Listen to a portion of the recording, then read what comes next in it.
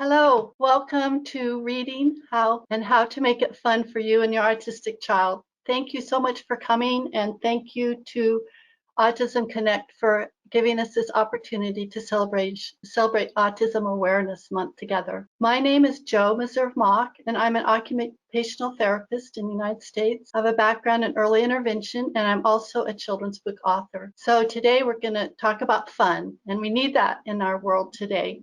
Our topics are to prepare to have that reading session with your child go really well. And the first thing is tips on how to get ready for your time together. And then it's how to make the reading time itself fun and educational. We'll talk some about encouraging engagement when you're reading with your child who is nonverbal. And then we'll also talk a little bit about the isolation challenges of today. I'm going to be talking through all these things, and then I'm going to demonstrate the techniques we talk about while I read you one of our books. So we got to get ready to read. And the first thing we need to do is find a good book, just the right book that will interest your child and be fun for both of you to read. And then we need to figure out the place where you want to read. We want to set up a good place that's comfortable and makes reading fun. And then last, we need to figure out when is a good time to read.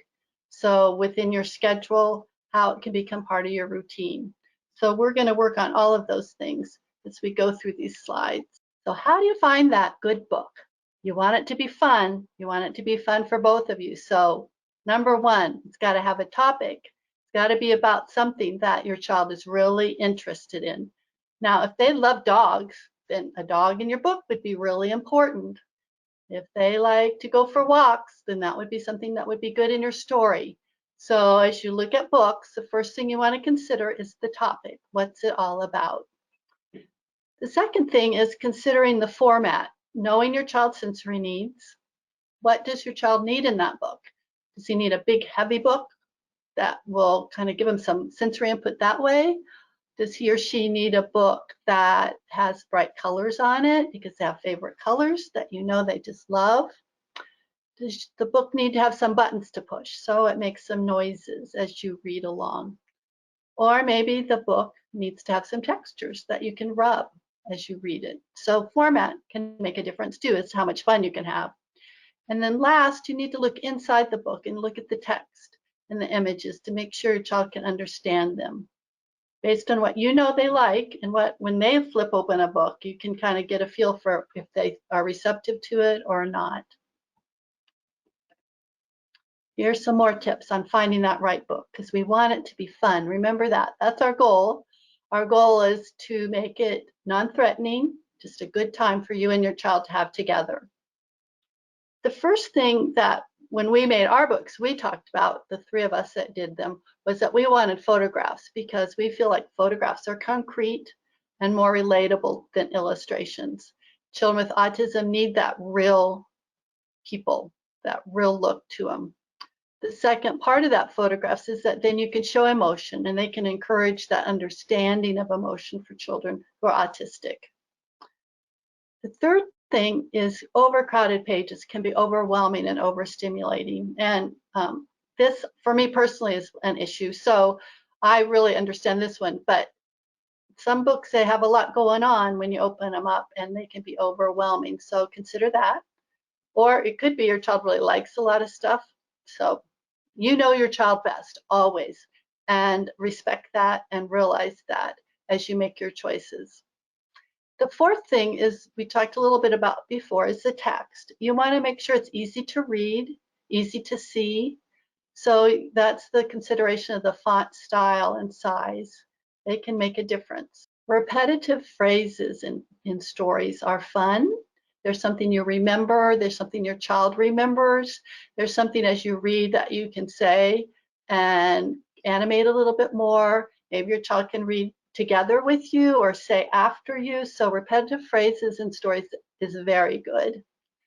A story your child can retell is important for all children, for all of us. People are always asking, what's your book about? What did you just read about? And so this would help with your child's social skills in that if they read something with you, you read it to them, and afterwards you can kind of come up with a sentence that says, we read a book about a bunny in the forest, or we read a book about a boy making a sandwich for her sister, for his sister. So you want a story that's easy to retell, so not too complicated.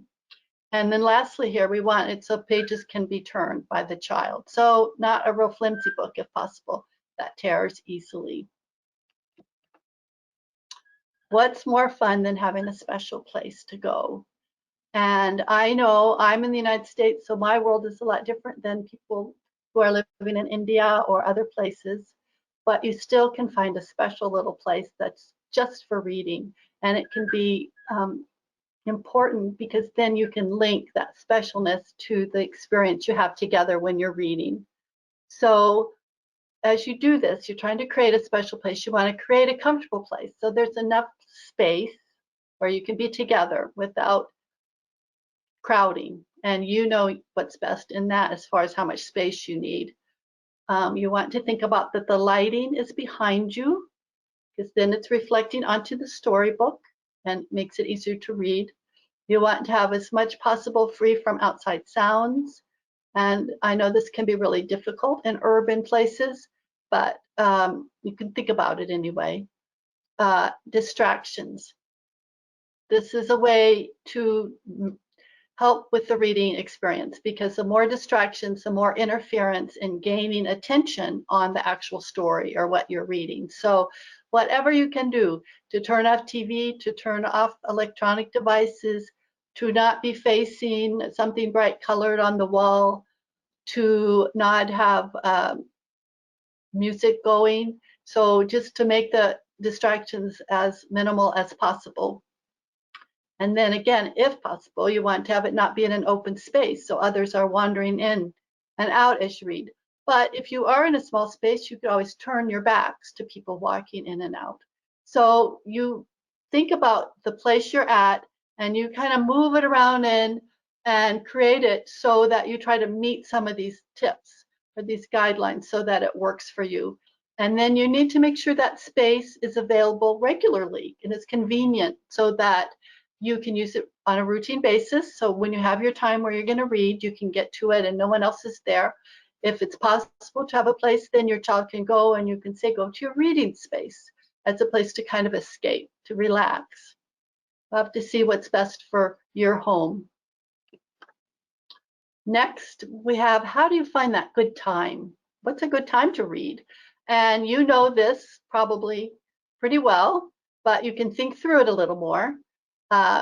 Number one is transition time. Very common that people read books before kids go to bed at night, which is a nice thing to do. Clears your mind, gives you something fun to think about. But the transition time could be like after a meal. It could be before a walk or after a walk. It could be linked to whatever you want it to be. It could be a time in between. So think about transition times in your daily life. Second is you need to be sure your reading time is something that works well in your schedule as the adult part of the reading, and so that it can become routine, because that's really what's most important about reading together, is that your child can count on it and look forward to it just like you can. If you make it really fun, which we're hoping to do, then you will want to look forward to it. You will be excited to have that reading time at that certain time each day. And lastly, you can think about time that is more difficult for your child. Maybe there's a time that's more stressful, that you can pull them out of the stress of it and have go to your reading spot. So as you figure out the time, these are some ideas. All right, so here we are. We're at reading tips because we've come up with a good book based on all these things we've talked about a good place, and a time. So as you've developed those and put those into a plan, here are some more things to consider. So we had this as fun as possible, non-threatening, a good time. Here we go. So space between you that is comfortable for your child. You know your child's boundaries. You know how much they prefer as far as space between themselves and others. So you want to honor that when you're in your reading place. You want to include sensory items that your child likes or needs.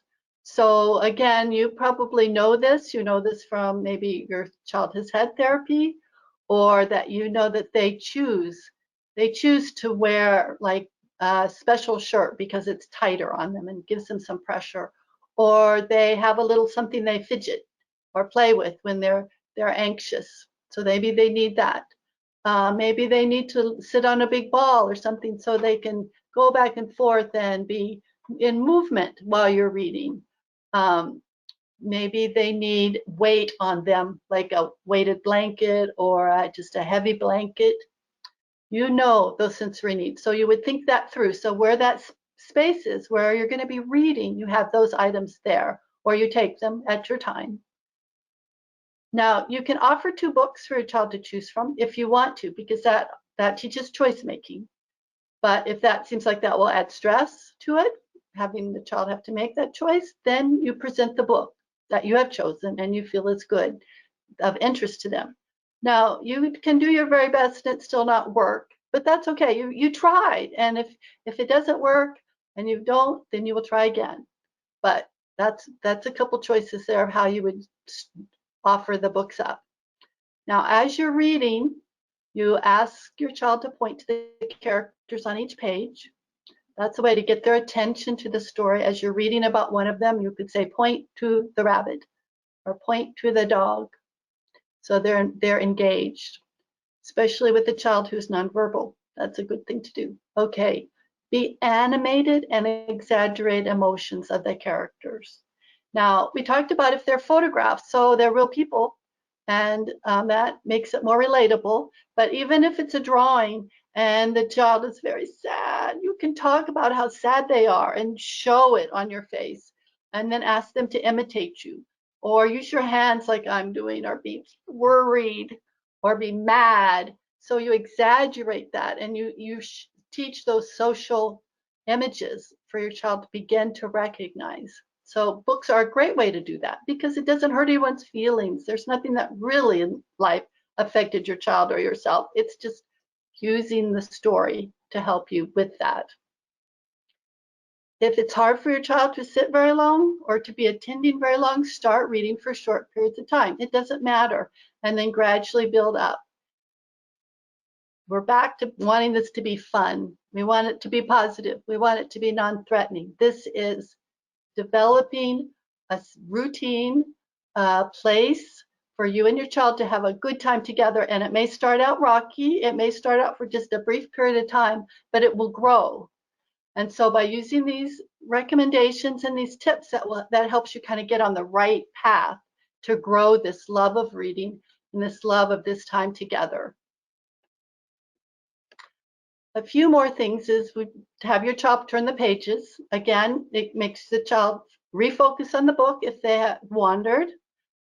When you're giving directions like turn the page, only say that one sentence. So just make it brief and direct. Or when you ask a question, the same thing. Just one question, short and direct, giving them time to respond. And with those questions, you don't want to ask why questions or interpretive questions. You want literal questions. You want real concrete questions like, who is that? What is that? Where is the dog? When is dad coming back? Whatever the question is, you have those who, what, where, when. So those are the literal questions, and I'm going to demonstrate them when I read with you in a little while. And then the last one is to emphasize those fun, repetitive phrases. And that is fun. And that's so fun that even later in your day, it could kind of become a secret code between you and your child where you say that same, hide the bunny, if that was in the story, or hide the dog. And then you would have a connection. It kind of starts a different kind of social interaction. So the repetitive phrases are very good. During the reading time, where your child can repeat them with you, and then afterwards, maybe to use throughout your day. Okay, making reading fun when your child is nonverbal. These are just a few ideas, and then at the bottom I have a link for you to go to a really nice article about it. Basically, you use all those ideas we've been talking about because it's about participation. The participation is just maybe a little different because your child is not verbally imitating you. or verbally talking with you. So here's some ideas on how to encourage engagement, participation. You can run your finger under the text as you read and then have your child do that if they're able to do that with their motor skills. So that helps them follow visually the words as you read them. So that's one thing, and it helps them with their language and helps them with reading. Okay, the second thing is acting out the story together by taking turns imitating the characters. Very fun for all children. I do this a lot when I do Skype in the classroom visits. I do that all over the world, and I have great fun with students doing this. So as you read the story, whatever they're doing, you then pause and act it out, and then they can act it out. And then if you've read the book several times, when you get to that part, you can do it together. So this is how you build that fun, because you get used to it. It's like your partner in reading, and you have your way back and forth, and it becomes really a great time together. And the third recommendation is that before reading the story, your child has a communication device to use it, to set up it with some keywords from the story, like, maybe dog or boy or home or school, whatever the keywords are, and then whatever picture symbols also are included in the text. So then that they could use their communication device rather than their words to participate. So it gives them another way to be involved. But again, if you have your special place, you have your good time, you have your good book, the fact that your child is nonverbal is just the way it is. It doesn't mean that it can't be a great experience, because you're looking at fun. You want to have a good time with your child. Now, I wanted to add this because it is a challenging time for all of us, all over the world with this pandemic. And so here's some thoughts and some resources for you. Reading the same book over and over again can be really comforting. I know for me it is. It's like visiting an old friend. A lot of people have their favorite books. And when you're really stressed, it's like, I want to go visit that friend again. So maybe your child will want to do that too. And after a while, you might get really frustrated with that. But here's some ideas of how to use that. You can change how you read the book so you can expand their learning. So I'm going to be reading to you Waylon Wants to Jam. So it's a book about Waylon, who likes to play the drum. So the first time I read it with my child, I could talk all about Waylon as we're reading it, and I'll have him point to Waylon, and I'll have her circle him, and we'll imitate what he does. The second time we read it, I could think more about his teacher, Sal, and what the Sal is doing, and focus more of my comments or my questions on Sal. The third time I read it, I could really focus on the drumming. So we could do a lot of imitation of drumming and different activities that happen throughout the story. The fourth time I read it, I could talk about music. And then maybe we could listen to some music that has drumming in it afterwards. So every aspect of a book can be picked up in different ways. So even though you're reading the same story and you feel frustrated, you don't have to, because then you can take it on as a challenge yourself. Let's make this fun in a different way. But at the same time, your child and you are back with your friend Waylon. And so the comfort is there. Another thing to do is you can create a chart for just the books you read over a month and set a goal that says we want to read 5 different books. And I put a link there of some charts that if you wanted to download them, you could use them, but it would be a way to record different books. So if you want to do that, you could do that. Another idea about these challenging times to build comfort is that you could use this, because you're home more, to spend more time reading with different members of your family or friends. So when you can build a special bond because you read with that family member in a certain way. The first example is with an older sibling that loves sports. Say they love soccer. So when your child reads with that person and that brother or that sister, they read sport books. And they know they're going to read sports books. And it's fun because that's what they do together. And that becomes their special bond. Now, if dad or mom or someone in the family loves funny voices, to do all that and give the characters their own voice, then that can be fun. Oh boy, that's really fun. I wish I could do that. I'm not good at that. But then your child with that person, they read funny books together. And it's just funny and laughing. So it built another special bond. Another way to do that is with virtual reading opportunities. And this is what I'm going to be showing you as I read a book to you, a possible way to do this. But this way, with a virtual reading opportunity, you're reading a book with a friend that lives somewhere else, or a grandparent, or an aunt and uncle or cousin. So it gives you possibility for your child to read with lots of people all over the world, actually. And then at the bottom there, I have 2 resources specific to COVID-19.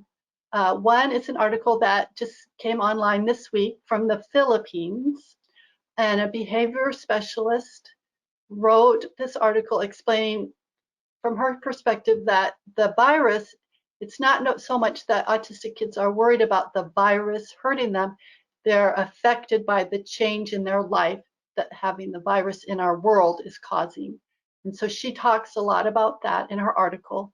She has a video about the virus for kids, and then there's also a link to a PDF, which is a social story that UNICEF created, which I think is a great idea. I really like social stories, and here's one that's already made for you that you could print out and use with your child if they are worried about COVID-19 and you want to talk to them about it more.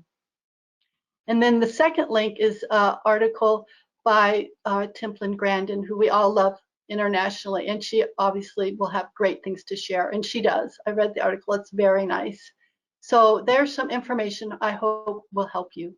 All right, here's our book. We're gonna read it. Waylon Wants to Jam is a true story. All our books are true story. That it's a true story of inclusion, which is something that we are promoting with all our stories. We want kids with disabilities to be included in their communities and in their schools. And so I'm going to read this story on Red Clover Reader, which is a virtual online reading program that it was recently endorsed by Autism Connect. So I think you'll enjoy seeing it. Waylon, I wanted to tell you a little bit about how this book came to be, because a lot of people ask us. It's always interesting because we have 14 different children in books right now, and some of them started from children that we had recently worked with in early intervention that families wanted to support us in the books.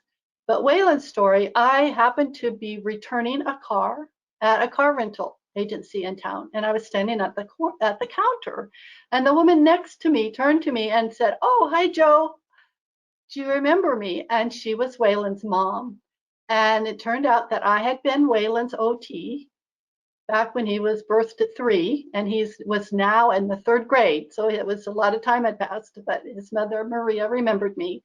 And as we talked, she told me how Waylon was drumming and how much fun he was having because his older brother drummed. And so I told her about our books and said, oh, it would be great to share his story. So this is Waylon's story. He was the first child with autism to be part of the drum line in our community. So I'm going to have to leave the slides and go to Red Clover now. All right, so here we are on Red Clover.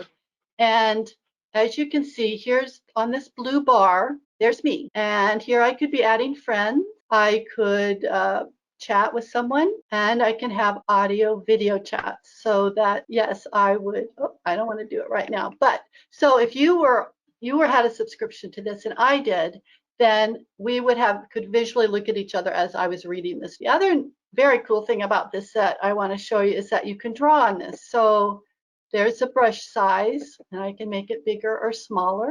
All right, I can pick a color. I'm going to pick red, and then I have this where I can clear it after I draw. There's an erase button that goes with this one right here, which is a whiteboard. So I can take the book away and have a drawing surface, so that if I had a grandchild and I wanted to just draw with them, we could both draw on the board together with different colors. Okay, this lets us zoom out and look at the book bigger and have the print bigger. And this would have a zoom in. And this is that we have one page. I can click on this and have 2 pages instead, but we're going to stay with one. And this is a read to me, so that if I couldn't have someone there with my child could actually click on this book and it would be read to him. A computer voice has been set up for that. And this takes away the bar and then it comes back. So there is a little bit about the book, about how you use Red Clover, which I'm just starting to learn. You all are probably much better at that than I am, and there's more to use it, but it's very interactive and very fun. And like I said, Autism Connect has endorsed it. So let's read Waylon's story, and I'm going to demonstrate some of the things we talked about. So Waylon wants to jam. Hi, my name is Waylon. I love to play the drums. I play on a drum line. Let's circle the word drums. Now I can do this with my mouse, but if you had a touch screen, you could just do it with your finger. And if you were someone else, you could do it, or you could have your child do it. So there's lots you can do with that. If you ask me how I play, I'll tell you. 1, 2, 3, 4, 5, 6, 7, 8. I count every time I hit the drum. So we could count together. We could go through and count. I could tap it so we hit the drum. So 1, 2, 3, 4, 5, 6, 7, 8. This gives a lot of invitation. It could work for a child who's nonverbal just to be doing that. You could do your count with your fingers instead if you can't do it verbally. Different ways to do that. Sal is our teacher. He tells us what to do, and then he shows us what to do. Where is Sal? And then the child could circle Sal. Do you see, where is Sal? And then they have to find Sal somewhere else. And like I showed you before, if they're upset about the drawing on the page, you can always clear it after you do it. But it goes away after you read the book. Okay, Sal tells us to hold in our stick. That means we hold our sticks together. Then he shows us. I can hold in my, now when I do this class, this with a group of students, or you could do this with a child, I have them use their index fingers as drums. So I say, okay, we're gonna hold in our stick. And so we put them together. So this is throughout the story. So this is an action we can do throughout the story if you want your child to do it. It's pretty fun. Also, you can point to, have them, where is Waylon holding in his stick? So they have to draw it. Where are the sticks? Where are Sal's sticks? So there you go. Sal tells us how to hold our sticks to play. Then he shows us. He holds them in the fold of his finger. I can hold my sticks like Sal. So here we have the shape of a triangle. So you can talk about that. But actually, I'm wrong. I mean, we can do that, but that's for the next page. I want to do that. So here, I want to talk about fingers. So I would draw fingers and I would show fingers. Again, it doesn't matter if the child's verbal or not. You can talk about fingers folding and how you hold things in your fingers. Maybe they could practice holding something in their fingers. Sal tells us how to place ours. Then he shows us. It looks like a slice of pizza. I can place my sticks like Sal. So here you go. This is what I was thinking of last time. So we have the triangle. They can draw the triangle around that. They can draw a triangle over here too if they want. They can do a triangle with their fingers, with their sticks. They can practice doing it. Sal tells us he's going to do a stick trick. Then he shows us. He throws up his stick and catches. Wow, I want to try. So I could ask, what did Sal do with his stick? Threw it. I could ask, where is Sal's stick? In the air. And they could circle it. I tried. Whoop, my stick flew out of my hand. Whoop, I'm glad I didn't hit anyone. So here's some exaggerated. Whoop, he was scared. Whoop. So you could have animation with that. Here, where is Waylon's stick? And it's not in his hand. There's his hand. So you could say it's way down here. Sal says it's time to learn a song. We need to hold in our sticks and watch Sal. It's hard to wait and not play. Hold in your sticks. So we could do that again. Remind our kids how to do that. Sal tells us the song is hit the drum. He says the beat matches the word. So we could practice that, hit the drum, or we could, for a child's nonverbal, we could hit the drum. We're going to be talking about this for several pages. He shows us how to hit the drum. He hits the drum with his right hand. He hits the drum with his left hand. He hits the drum with his right hand again. And then you could practice right hand, left hand, right hand. Now we play with Sal. I hit the drum with my right hand, my left hand, my right hand. You could have your drumsticks and you could do right, left, right, and practice and play however you want to do it. Oops, I hit the drum next to me. It's hard to stop. I love playing the drums. So here we have another emotion that can be talked about. Whoop, oops, oops. Sal starts jamming. He plays a fun beat. We want to copy his beat, and we could pretend we're playing the drums. We listen to Sal and play our drums. Sometimes I close my eyes. That makes it easier to hear Sal. There's imitation, closing your eyes. This is so fun. I can't stop playing. All right, we can talk about emotions. Circle Waylon's smile. Draw a smile.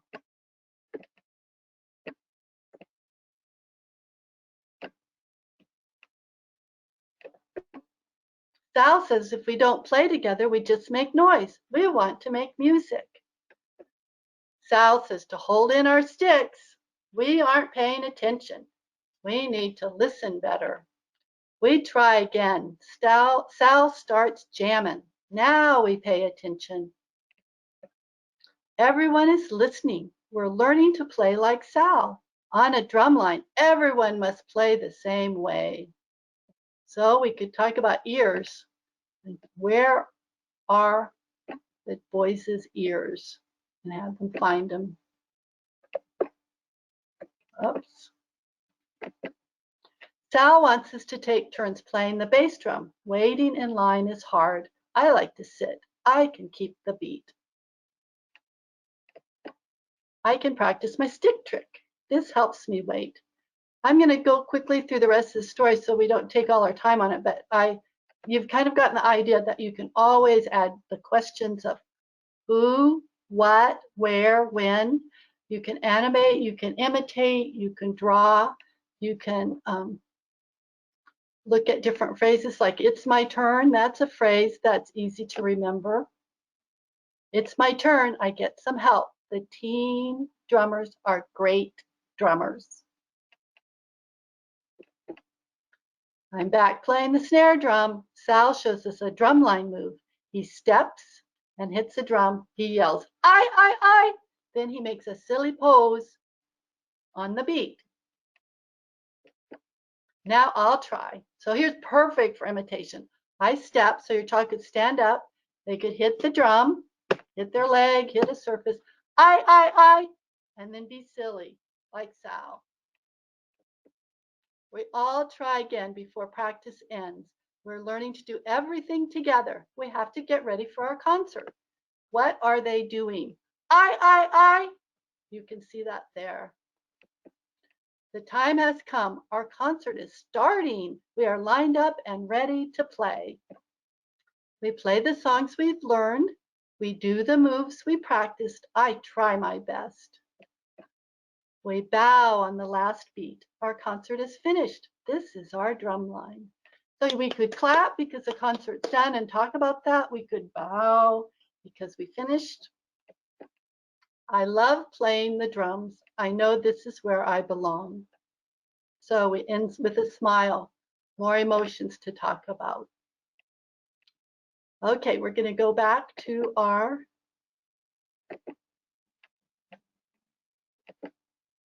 let's see. Okay, so here we are back. We read the book. And now I want to tell you a little bit about resources before we have questions. This is our website, and we have a lot of free things, a lot of ways to support you, your family, your children here that I just wanted to talk to you a little bit about. Like there's Waylon. We have lot of pictures of the kids on the front page. We have activities. We have interviews with a lot of the kids. And we have videos. We have different lesson plans, lots of different things. So there's our website and there's my email. So you're welcome to email me, or we'll have some questions here shortly if you want to ask me. But we did these books so that children with disabilities would be able to see themselves in books. The books, as you saw with Waylon's story, aren't about a disability. They're just about a child doing something fun and interesting. And on the back cover, we have a statement about the child's disability. So it says that back there. But otherwise, you don't know it. It's just about a child. We have 3 different books that do include individuals who are autistic. So we have Waylon's, and then we have Pop and Joe, who is in the United States a famous businessman who's been awarded in the Autism Society for his gourmet popcorn business. And then we have a book from Tanzania. We have 2 books from Tanzania and 2 from Canada. And Onika and her older friends that some have autism and developmental disabilities. So we have a lot of fun stories, and we're trying really hard to be inclusive globally. I know we are as about United States as you can be, but I'm trying to say that we are trying to love and appreciate all children around the world. Here's some more information about Red Clover, which I do think is a great program. We have 26 books there. There are several hundred that are available. All our printables or downloadables are also available there for free, and a lot of books have those. So they're really good support for parents and teachers. Here is codes. Here are codes for you, so you get a discount. I just did this with my sister-in-law, and for the family for a month, it was $7.99. Have access to everything on that site, which is really nice, and you can just do it for a month or 2 or whatever you want. There's 2 links about Red Clover. The first one is the introduction, and it just tells you broadly how it can be used at home and with people all over the world. They talk about connect with someone who's in the military. So lots of neat things you can do with it. And then the second one, which is a 5-minute video, will tell you a lot more than I showed you about how to actually use the program. And then below there, I have 2 links. One is Reading Rockets, which is an American organization that does a lot on reading, and it's an article that I use for someone that's a resource for this and has some good tips. And the second one is from the UK on the Teacher Toolkit with more tips on reading with children who are autistic. And here we have some more from Red Clover. Just they wanted you to know that they have many authors, and they really work on social emotional learning. And you can pick an emotion you want to work on, and they have their data kind of goes through their books and helps you find the right book. It's a very, very cool program. Let's see. So I think that's it. I'm going to go to questions now. All right. I have a question. I take a library for autistic children. I'd read stories for them and act it out. Storybook have pictures. It sounds like you're doing a great job. I read it, I act it out, show them the character, ask them to touch the picture. Perfect. Yes. We give them preferred sensory items. They will not be engaged. They'll stick with the object and not look at the book. I think that as far as the item, you need to let me see. Oh, I'm afraid you lost me.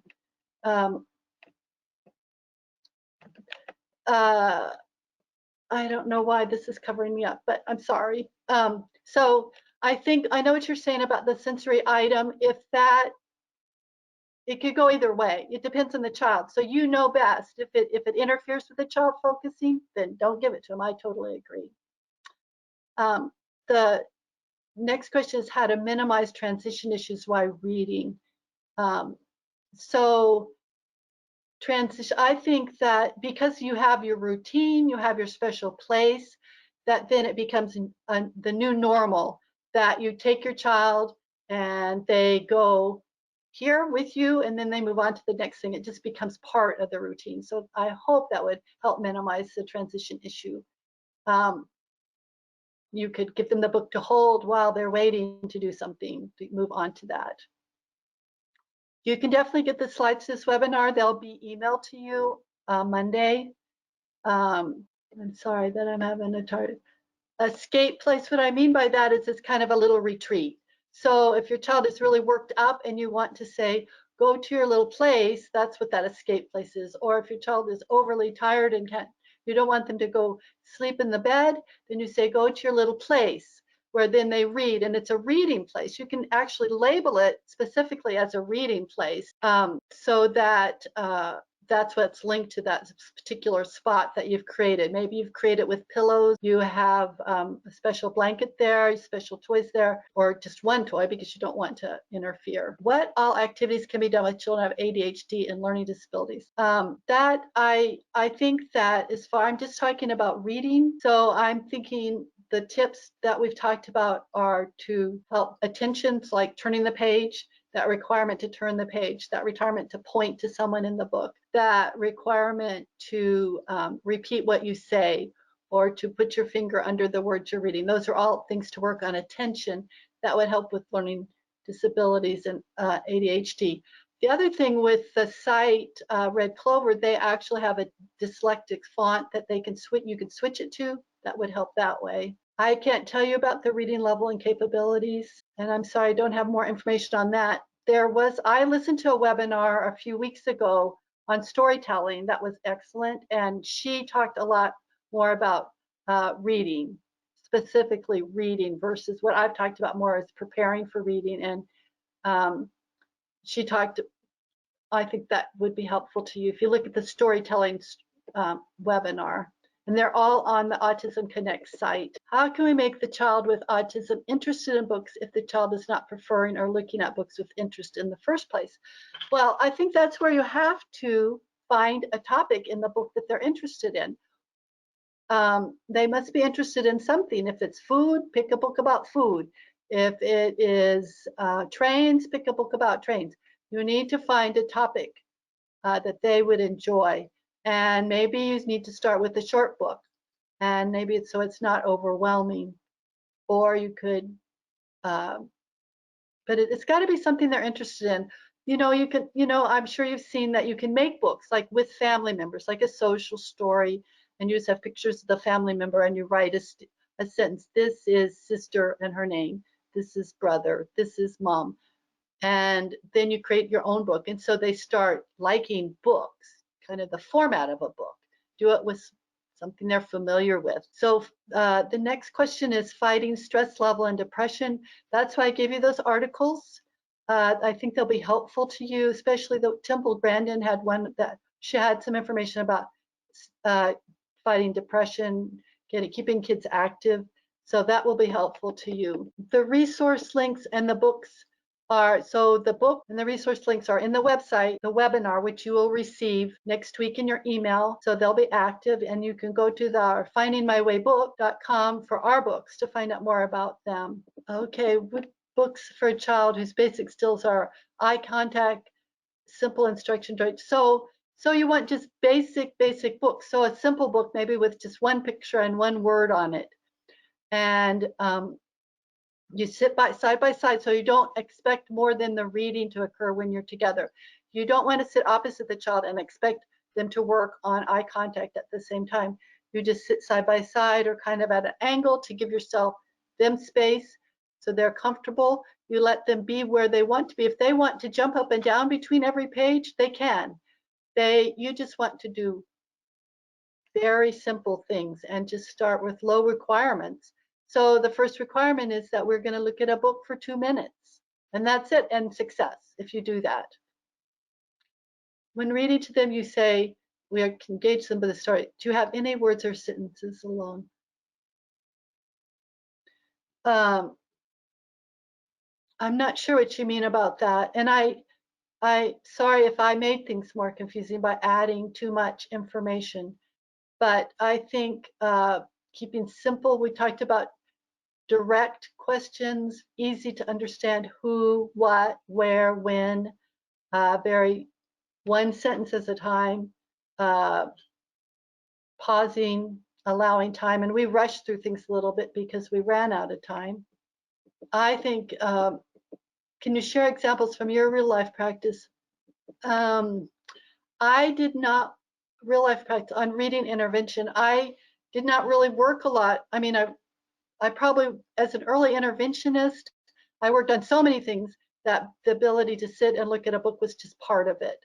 Nowadays, when I mostly working on writing children's books, then I'm just trying to, by experience then, is visiting kids in Skype in the classroom, and I might meet with, like I've met with a group of 4-year-olds in Canada, and we go through the book slowly. I answer their questions. I have them do a lot of interaction. That's probably been the most success, like with what Waylon's story, like I showed you. Having the kids do a lot with me has been most helpful. Parents tell us, do we have books like Do we have books like children can repeat audio to learn them? I'm not familiar with that. That's kind of a cool idea, though. You could do that, I think, in some ways with Red Clover because they are read to me books. So they could have the book read to them, they could read it, then they could push the button and they could read it, have it read to them again.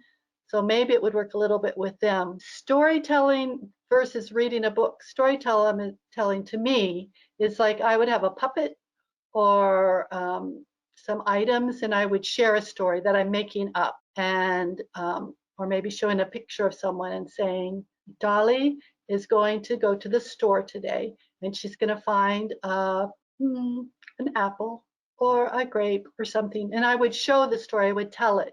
Where reading a book is where you actually have a physical book or an online book. I'm sorry that you couldn't hear me. Can't really talk about blowing. That your speech therapist would be really good to help with that, and OT also maybe at your center. I can't tell you about multiple languages. You would have to talk to the psychologist or the specialist at your school. I guess I've kind of gone through these. Going to collapse that. I'm trying. Oh, there. I finally got that moved. I'm so sorry that I had that right in front of me the whole time. We have a few more minutes, and I just want to say thank you to Autism Connect. They're doing a wonderful thing for Autism Awareness Month, having these webinars every other day almost, and their staff are working so hard to get you information. And I've been watching some of the webinars, and they've been great. And it is really nice because they do send it to you afterwards, so you have it to review. But then they post them on their website. So if you ever want to go back and get the information, you can. I hope that the resources I listed will be helpful to you, and that you can get whatever information you need from them. And during this difficult time, my heart is with you. I'm sorry that we are all struggling, but we have to believe that it's going to get better. And that the more we can do in our homes to be happy and loving and caring and have fun, like we're trying to with this reading, the better it is for all of us. So thank you so much for being with me today, and I wish you the very best.